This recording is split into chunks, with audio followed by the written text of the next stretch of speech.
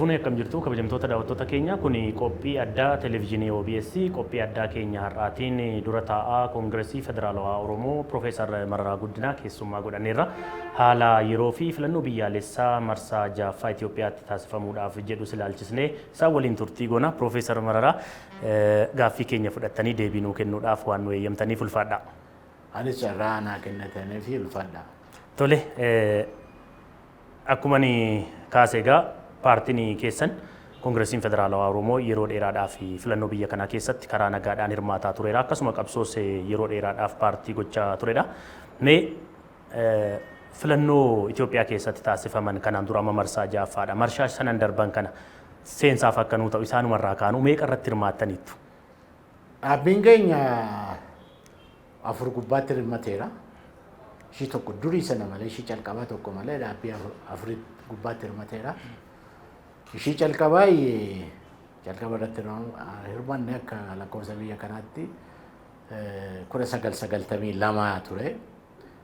Seenaadhaaf barcuma tokko Bishooftutti argannee turre. Kurbaas illee nu jalaa bade achitti kan filame suni barcuma tokko argannee turre.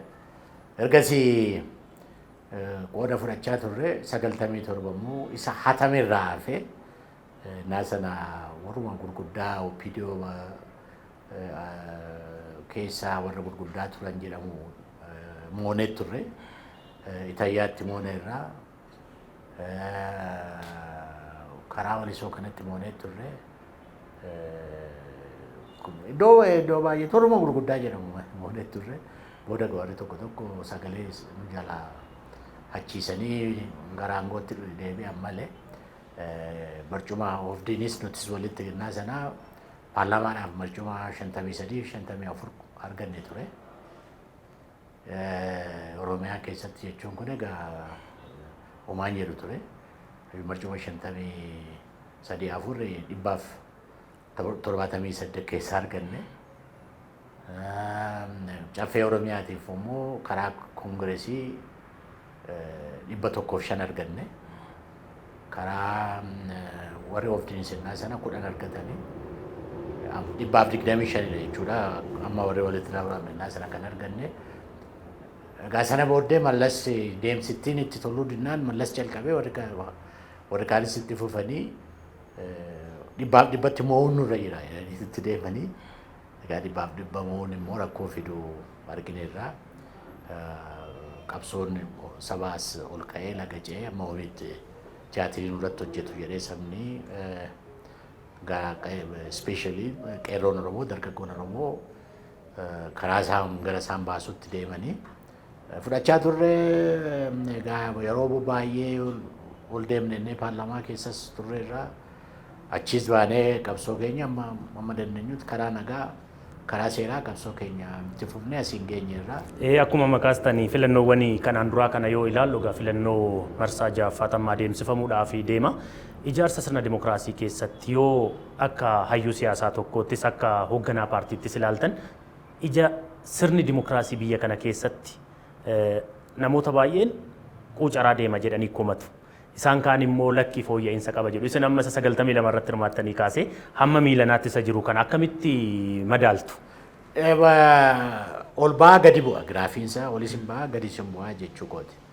Yeroo tokko abdii guddaa horattee deemaa jira jettee naantinii taate immoo deebeetu si jalaa dukkanaa.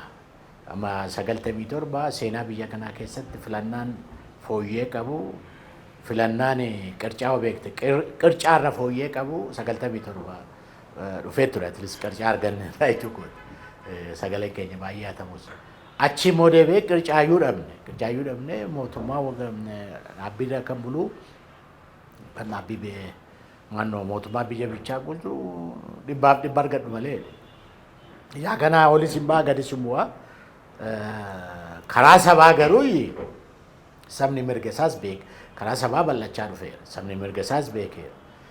Amma inni qeerroon Oromoo waggaa jijjiirama kana fuulduraa qabsoon isaan gochaa turan maal isaan mirga ofiitii fi hamma oomiitti sagaleen keenya hatamee hamma oomiitti namni nuti hin filanne hamma oomiitti nu akkaamsee nu ajjeesee nu hidhee nu dararee nu bulchaa ofiin of bulchuudhaaf mirga qabna jedhee dargaggoon sun qabsoo sana keessa innaa kana laaltu qabsichi fooyya'aa mirga saba ofiitiifis waan barbaachises gochaa dhufeeraa jechuudha. Yeroo tokko yaadatte maayini rakkoon keessan kan qabsoon kun attami jennaan rakkoo keenya jennaan immoo waa lama keessa waa tokko qajeeltutti arganneerra. Biyya kanaa dargaggoo biyya kanaa saba keenya sodaarraa bilisa baafneerra. Garaarraa garuu bilisa hin baafne jedheen. Garaarraa bilisa hin baafne sodaarraa garuu bilisa baafneerra jedheen. Garaa sanas iddoo baay'eetti nu rakkisaa jira malee deddeebi'ee karaa sabaa garuu baay'ee deemneerra jechuudha. Karaa ijaarsaas haa ta'u, karaa mirga ofii baruus haa ta'u, mirga ofiif qabsaa'uu haa ta'u. Seenaan barinni qeerroon Oromoo ka'ee hojjete suni seenaa Afrikaas haa ta'u, seenuma biyya kanaas haa ta'u, seenaa addadha. Miiliyooniin gadi ba'ee sabni Oromoo Mooyyaleedha hamma Dambidollootti, Harariidha hamma Kamiseetti, Mooyyaleedha hamma Jimmaa Abbaa Jifaar Lubbaa Boora tokko ta'ee jedhee sabni kuni mirga ofiitii eenyummaa ofiitii ka'ee chocho'eera.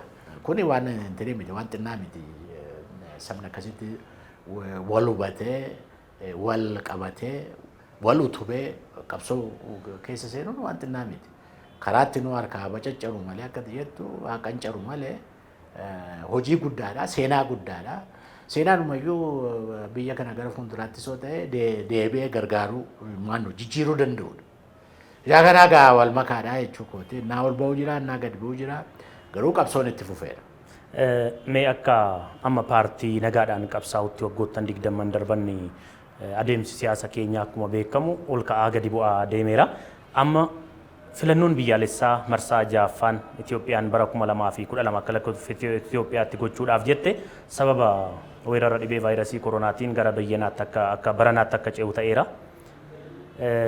Isin immoo iddoo baay'eetti miseensonni keessan isin jalaa hidhamuu waajjiraaleen isin jalaa cufamuurraa kan ka'e filannoo marsaa kanaarratti dhiyaachuudhaaf akka rakkachaa jirtan ibsisin yeroo adda addaa baastan waajjirri keessan baasuun ibsa. Maalitti jirtu mee filannoo marsaa 6ffaa kanarratti hirmaachuudhaaf? Gaaffiin nuti gaafanne karaa lama ijoodha. Tokko hamma siyaasni nu galetti biyyi muuxannoo rakkoo akkasii keessa darbanis hamma jiranitti inni waliigaltee biyyaa jedhamu kun murteessaadha. Biyya kana filannaa kana keessatti bari waan sadii argachuun nurra jira. Kana achitti filannaa miti. Tokko filankaan kun nagaa fidaa biyya kanaaf nagaa fidaa isa jedhudha. Biyya kanaa fi sirni dimookiraasii filannaa kana keessaa hin dhalataa calqaba seenaa biyya kana keessatti sirni dimookiraasii hin dhalataa. Kana lamaan nu arganne immoo gara ikoonoomii guddina fooyyee qabutti fooyyeetti sabni keenya biddeen gara nyaatee jiraachuu danda'utti jiru geggeessuu danda'a. Ceesisuu danda'a isa jedhu. Kana sadan argachuu baannaan filannaan dhufee dhiisee mirga sabaas miti wanti sabaas miti si gale. Gaaffiin sabaa filannaan kun waan sadan kana irra deebi'a nagaa biyya kanaa fiduu danda'a. Sabni keenya nagaan bahee galuu danda'utu irra jira. Nagaan buluutu irra jira. Nagaan ooluutu danda'utu irra jira. Kana fidaa'edha. Lammaffaa immoo sirni dimookiraasii dhalachuu danda'edha. Moo akkuma durii maqaa filannaatiin saba biyya kanaatti tiyaatirii hojjechuuf deemna. Tiyaatirii. Mirchaan yeroo Nugusaa tureera, yeroo Dargii tureera, yeroo Mallasfaa tureera. Kuni saba biyya kanaa gubbaatti tiyaatirii hojjetameera. Nagaan finne sirna dimookiraasii akka dhalatu hin goone. Rakkoon biyya kanaa rakkoon tokko rakkoo biraatti rakkoon biraa rakkoo biraatti otoruma jijjiiramni biyya kanaa kana keessaan baane hamma wanaas geenye jechuudha. Kana fiduu danda'aadha. Kanaaf egaa waliigaltee biyyaatiin haammatamu. Filannaan kun waliigaltee biyyaatiin haammatamu. Waliigaltee biyyaa gubbaatti haa hundaa'u. Kana nu hiikaa jennee waggaa 3 gaafachaa turre. Uummanni itti deemuu ni dubbitti nagaa dubbii aangoo kana sassatuudhaaf ta'uu hin danda'a. Tokko sana. Hamma inni hin taanetti sabni biyya kanaa nagaa argate paartileen biyya kanaa socho'aa jiran sirna dimookiraasii jalatti wal kabajanii walii galanii wal danda'anii jiraachuun mootummaa fi sabni mootummaa fi mormituun akka ta'utti wajjin jiraachuu kana waan fidu natti fakkaatu kun hiikamu jenneen filannaa dhugaa deemsisuudhaaf. Kana achitti immoo gaaffii keenya kanuma dhaabbii keenya gaaffii 5 lafa keenya irra. Tokko dirreen siyaasaa bal'atu dhiphachaa jira haa bal'atu isa jedhu gaafanneerra nuti dhiphachaa jira. Abdiin waggaa 3 fuuldura ture amma hin jiru sabni isa jedhu. 2 miseensi keenyas geeddartuun keenyas baay'eetti hidhame. Innis immoo sirna dimookiraasii ijaaruu fi filannaa dhugaa keessa jiruu fi nu danqaa jira. Nun danqiina. Kanas nu hiika. Iddoo baay'eedha warra siisin beektanii Jawaar fa'aa, Baqqalee fa'aa, Dajanee Xaafaa fa'aa, Hamzaa fa'aa maalii qabate amma dagaatti amma Harar ba'aa namni bu'aa guddaa achitti guddifnee Rift Valley University namni barsiisu Anwaar Saanii namni jedhamu ji'a 7 erga hidhame. Magaalaa Hararitti hidhuu booda mul'aki numiti kan si barbaade Oromiyaadha jedhu Oromiyaa geessu Oromiyaan hin gadhiisa lakki poolisiin hin gadhiisu waan biraatu irra jiraadha. Inni immoo maal jedha federaalatu si barbaadedha. Federaalli immoo achi Dirredawaa jira Dirredawaatti as fidu. Waggaa ji'a maannoo ji'a 7 ga'eera gurbaan kun. Amma inni Harar Bahaadhaa fi bakka bu'aa keenyadha. Koreejii jiddu galee keessaa keessas nama jirudha. Warra akkasii kana nu jalaa hidhu. Iddoo baay'ee karaa Baalee kana karaa Arsii kana warri hidhaman jiru. Gartokkeen hiikaman malee karaa Wallaggaa kana karaa maalii kana warri hidhaman jiru. Karaa Amboo kana dargaggoon baay'eetti hidhamee jira. Karaa Jimmaas karaa maaliis nama 100 meeqatti hidhamee jira. Amma Jimmaa zoonii Jimmaa keessatti gara nama 200 warri namni hidhamee jira. Warri nu gargaaranis sabaas warri akka mormituutti ilaalamanii. Egaa maal jechuu barbaanna seet nama hiitanii filannaa dhugaa deemsuun rakkoodha. Nama hiikaa. Miseensa keenyas warra hoogganoota keenyas nu hiikaa filannaa keessa garaan gallaa. Kanillee inni sadaffaadha. Waajjira keenya 100 lakkaa'amu qabee keenya. Waajjira keenya iddoo baay'eetti cufame. Iddoo baay'eetti karaa kallattiis karaa dhoksaanis iddoo baay'ee amma Adaamaa lama erga saaqame ji'a 7 ga'eera. Erga saaqame itti kaffalaa jirra. Karaa Salaalee kana karaa Fiichee kana akkasuma karaa Walisoos akkasuma iddoo tokkotti saaqaa jira malee karaa Hararis akkasuma nama magaalaa Hararii kan qabu. Karaa Baalee Agarfaa Roobee akkasumadha. Ijoolleen baay'een baqatteetu Adaamaa fa'aa wanti fa'aa jirti. Shashamannee fa'aa jirti. Yaa kana wanta akkasii haa hiikamu. Hunda jaalammoo kan dhiyoo kana immoo nutti dhufe inni boordiin filannoo kan seerri isaa jedhu seerri filannoo kan jedhu warra mormituu achii wajjinii waliigalteedhaanii akka isaan beekanitti godhamee warri filannaa geggeessanii muudamuu jedhama. Cal jedhanitti qanii 3-4 ga'ee nama 100 meeqa nama maalii kunoo si ergineedha qanii 3-4 keessatti qanii 5 keessatti wanti fidaasiin jedhu. Ilaalaatiin nu deebisaan jedhu. Jarri kun immoo eessaa dhufan hoo jettee warri tokko ergamtuufaa jedhu talaalaakii. Elektiriishaaniifaa jedhu. Ibsaan innaa badeektanii haa ta'u ta'e waan isaan kana barbaadaniif hin beeku. Hojii dhabduufaa jedhu. Sigale? Innaa muka faa nama baatuu jedhu. Hinca ta'uraaji. Fa'i jedhu. Warra akkasii bobbaafne hin weeru. Lakki namni filannaa kana geggeessu saba sanaan wal beekuutu irra jira.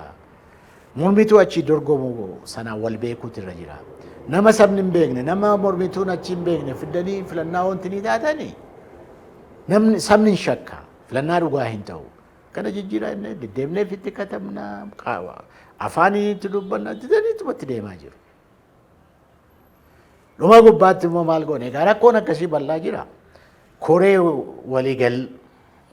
waliigaltee mootummaas boordii filannoos nus irraa uumamee rakkoo iddoo jiru hundarra deemanii akka rakkoo kana hiikanii wajjin dhaabnaa jenna. Nuti erga gaaf sana warri mootummaas boruuf iftaan ergina jedhanii nuti erga ergine ji'a darbeera. Boordii filannoon garuu moonatti nama tokko nuti ni goone. Nama tokko nu bakka buusee nu erguun dide. Amma gaamaa inni isa warra maaraa maal jedhu seete. Indaamaa ciraawu indaay balaa gifaa'u jedhu. Tapha akkasii taphatu. Si waamu ati akka nyaanne immoo si dhiibu. Tapha akkasiitti si galee. Mee warra mootummaa wajjiniin akkuma kaastanii gaaffiin amma isin kaastan yoo nuti gaafannu maal inni deebiin kennanii dirree siyaasaa bal'isneerra. Garuu paartileen morkattoota dirree siyaasaa sanatti sirnaan fayyadamuu dadhabanii. Kanaaf gahee seera kabachiisuu mootummaan qabu fayyadamneetu namoota yakka hojjetan to'annoo jala oolchine malee miseensota isaanii karaa seera qabeessa dorgomaa jiran hin hiinee mormii jedhu kaasu. Ilaa inni waan fe'oo jedhani si galee sanaan keessaa bahuu hin danda'an. Warra isaaniidhaan warra beekamanidha. Warri tokko tokko beekamanidha. Maaliif akka deemsa warra beekamanidha. Amma mootummaan hin dhoksina malee yeroo baay'een dubbannu malee amma Jawaar fa'aa wajjinii Arsii, Baalee, Harar deemu. Iddoo tokko tokko bar nama miiliyoonii fa'itu bahe. Iddoo tokko tokko si galee amma Arsii roobeetti kan bahe, Baalee roobeetti namni bahe, Asaasaatti namni bahe, magaala Dirreedawaatti namni bahe, Harar magaala Hararitti namni bahe. Si galee galaanama jetta malee nama miti walgahii namaa miti kan bahe. Galaanatu bahee nu simate. Si galee amma kanaan naaniitu kana ta'e sana ta'e maal ta'e jedhu miti. Jawaar faayinis wal beeku karuma isaanii miti kan inni gale karaa boolee gale malee karaa baaleen galle karaa boolee gale. Inni akkasii hin baasu. Amma isa bira iyyuu darbanii jidduu kana maal jedhu isa bira darbanii kan hunda caalaa nama sintirii ta'u maaliif safuu wallaalanis kan nama jechisiisu jaalala warra hiwaatii fi filannaa keessan galanii nuun jedhu. Hiwaatiin eenyuu hidhaa ture. An bara waggaa tokkoof manedhaan ture. Innaa isaanii hiwaati wajjin turan. Warri silaa nama hidhan akka Baqqalee fa'aa Dajanee Xaafaa fa'aa maal kuni manedhaa turan bara. Hidhaatidhee hiwaatidhee jechuu kooti. Waan akkasii kuni warma jechi hin barbaachifne fa'aa miidiyaatti baanee naa dubbisan nan gadda. Egeree keenyaafis bayeessa miti. Garuu isaan jedhanis nuti inni jedhamu kunis miti jennus sabni Oromoo miiliyoonni 50 miiliyoonni meeqatu beeka waan ta'aa jiru. Eenyutu dhame, eenyutu reebame, maaliif kun ta'e? Namni bari hin argaa, guyyaa guyyaadhaan argaa. Kanaaf nuti bari keenya duwwaa otoo hin taane gareen wal sinirraas, boordii filannoorraas, nurraas sadanuudhaa walitti dhufe irra deemee rakkoo jiru haa hiikuu, haa ilaaluu maaltu ta'aa jira? Maaliif waajirri cufame? Eessatti cufame? Maaliif namni hidhame? Attamitti hidhame? Isa jedhu sana nuti bari hin taaneerra. Nu erga nu namanne, erga maal hin taane koottaa nuti sadanuu boordii filannoo dabalatee, sinis dabalatee, nuti dabalatee irra deemneet ilaalla waan jiru. Sabnis immoo jira. Ila bari qeesiin, sheekiin, abbaa gadaan warri barataa jedhamu warri maal beekaa Oromoo jedhamu dadhabanii taa'an. Rakkoo kana hiikuuf maaliif ishii dubbii aangoo kana hiruus hin barbaadanii mo'amanis gadhiisuu hin barbaadan. Rakkoon ishumadha. Waan wal sobnu hin qabu ishumadha. Ani immoo itti meentuudha attamitti wajjiniin karaa tokko tokko attamitti wal dandeenye naa gaaddisa Oromoo uumne sana garaadhaan attamitti walitti hojjenna jennee itti yaadnee wal amansiifne Lammaa Magarsaa faayyuu akka inni walqixxi qabaa keenya ta'u goonee ture. Rakkoo isaanii keessatti hin beeknu nuti akkatti isaan wajjin jiraatanii isachi jiru hin beeknu garuu nuti kanaaf goonee gaaddisi suni qabsoo Oromoo laga ceessannee baay'eetti amanne goodaatti nu jalaa diigamee badee amma akka diinaatti wal ilaalaa jirra. Ammas kanas ta'u sana karaa sana wal sobuudhaanii wal bultii hin dandeenye. Sabni beeka. Maal akka ta'e sabni beeka. Waan eenyu hidhame, maaliif hidhame, maaltu ta'e, reeffa caaluutii qabee, maalii qabee wanti beekamu bal'aadha. Sabarraa dhoksitee hin dandeessu. Kana keessa intinii ta'urra inni rakkoo hiiku. Kanarraa karaa sana intinii ta'urra maal saba keenyaafis nuyis egeree ijoollee keenyaafis maal wayyasa jedhu otoo taa'amee dubbatame kanaaf waliigaltee biyyaa barbaadna isa wayyaa. Waanuma ta'uuf waan taane Tigree jaalataniitu filannaa keessaa ba'anii amma eenyuun amansiisu akkas jedhanii oo dabbaluma ofii amansiisan malee nama biraa eenyuun amansiisu karaa kana. Yeroo hedduu isinii kitaabota barreessitan keessattis yeroo miidiyaalee irratti dubbattanis jechi isin yeroo baay'ee irra deddeebitanii dubbattan rakkoon siyaasa biyya kanaa miila wal jalaa butanii wal kuffisuudha. Yaada jedhu qabdu ture. Amma maraammartoo siyaasni sabaas siyaasni biyyaas keessa jiru kana keessa dhaabni keessan gaheen qabu xalafanii wal kuffisuus asin jettanii haasoftan yeroo baay'ee isa keessa akka dhaaba keessaniitti akkamitti ilaaltu mee waa lamadha. Kan akka fakkeenyaatti maal kaasu yeroo darbe waggaa tokko dura paartiin keessanii hawaasa wajjin wal baruudhaaf yeroo inni sochii eegale sanatti achirratti arrabsoowwan turan uummanni sin faana bahee suni walitti dudubbachuun suni rakkoo kanaaf rakkoo miila wal jalaa butanii wal kuffisuutiif namoonni ka'umsa ta'u jedhanii yaadan jiru. Isarraa bilisaa dhaabni keessan. Waan sadi tokko nuti waaqaa buunee maal taane intinii miti saba keessa kana keessatti guddannee jechuu kooti.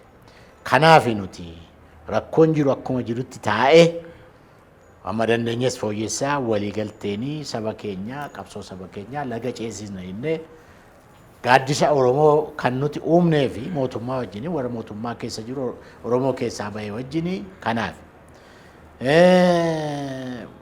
Oro Amaaraa jennee warra Amaaraa wajjin iyyuu baay'ee yaalaa turre.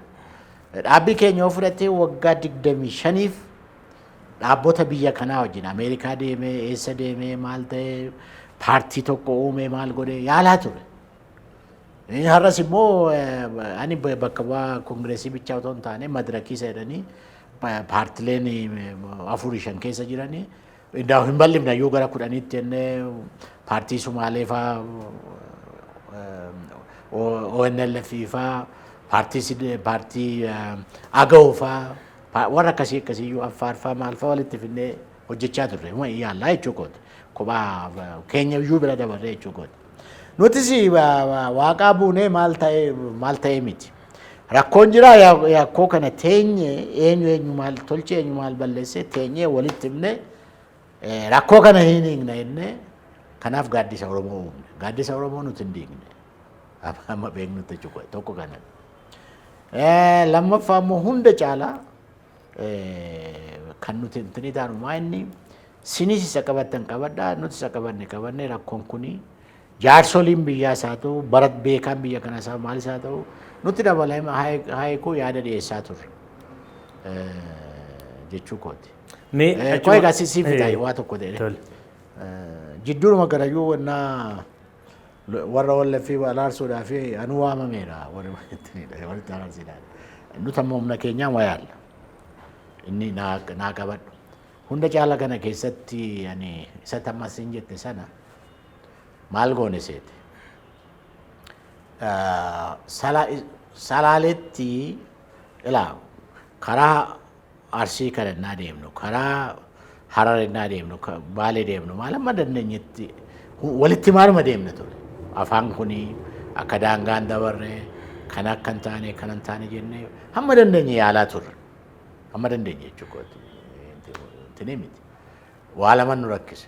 Tokko turii innaa wayyaaneen jirtu hundi citiin dhokata ture. Waa tokko hin beeku. Amma garuu innaa daamaatti ol ga'anii murteessan innaa maal godhanii murteessanii innusuma isaan achi taa'anii dubbatan sanaa nuu darbu. Warra akkasii kana akkas goonee tapha keessaa baafnaa. Warra akkasii akkas goonee gowwoomsaa hojjedhaa. Maal ta'a? Achuma taa'anii warra innaa gadi ba'anii wal ga'uma sanarra. Innaa gadi ba'anii nuu darba informationiin. Haa jedhu kun otoo obbolaa jennu attamitti kan hojjetu inni jirus nutti dhaga'ama. Sii galee hunda caala inni isin amma walitti dubbiin sun jiran kan naan jette Salaaletti wal ga'ii waamnu. Salaaletti innaa wal ga'ii waamnu naa ijoollee achi argineetu gaaf tokko fuuldura akka carraa nama OPDO keessa guddaa jedhamu tokko argeeni yaa gurbaan na biyya Jeneraal Taaddasee Birruutti firooman balleessiin itti beera na yaadan. Yaa gurbaan na biyya Jeneraal Taaddasee Birruutti firooman balleessiin hin jedheen. Gaaf tokko moo akkas fuuldura. Amma barii naa bilbilu maali? Achi goodaan dhoowwatan. Maal jedharree? Addaraasha wayii nuu kennanii goodaan hin ta'u jedhanii jedhan. Isuma iyyuu fudhadhaan jedheen. Deebi'anii bilbilan. Maali? Addaraasha isa nuti gallu sana dhaqanii balbala isaa gibbii isaa balbala isaa gubbaatti tiraakkiidhaanii biyyoo fe'anii irratti guutaa jiru. Maali akkas gootu walgahii har'aas sitti qabnan jettaniini hayi nuti misoomarra jira jedhaniiru. Misoomarra. Goodaan dhoowwatan, addaraasha dhoowwatan, ammas deebi'anii naa bilbilu. Maayin gurmeessaan faayidhaman. Maal godhan? Hayi seeraala dubbachaa jirtu maal ta'aa jirtu? Jala hidhaman. Hidhamanii? Egaa kun egaa kan amma naa sulultaa geenyudha. Deebi'aan irratti fakkaate dubbiinsaa. Ammas deemuu danda'u. Hayi isinis hidhamtanii intini taatan yaa dhufnes salaalee ilaallee intini taatan iddoon isaa egaa iddoo lamatti waamne. Gabra gurraachaa fi wanti ficheedha. Dhaqne. Inni achi dhuguu dhuguman. Waajjira keessanii saaqqadhaa deemaa kana biraa gochuu hin dandeessanii jedhan. Warra farda nufe jedhamu nu intini ta'uu bitamanii ari'atamanii jedhan. Bajaajiin bitanii maal godhaniitu ari'atanii jedhan. Isheen naannoti dhaqnee waajjira isaa godhaa jennu oo xinnaate dargaggoon salaalee dacha'ee dhufe. Karaa na wayii gochariif gondar iyyuu cufameera dacha'ee dhufe.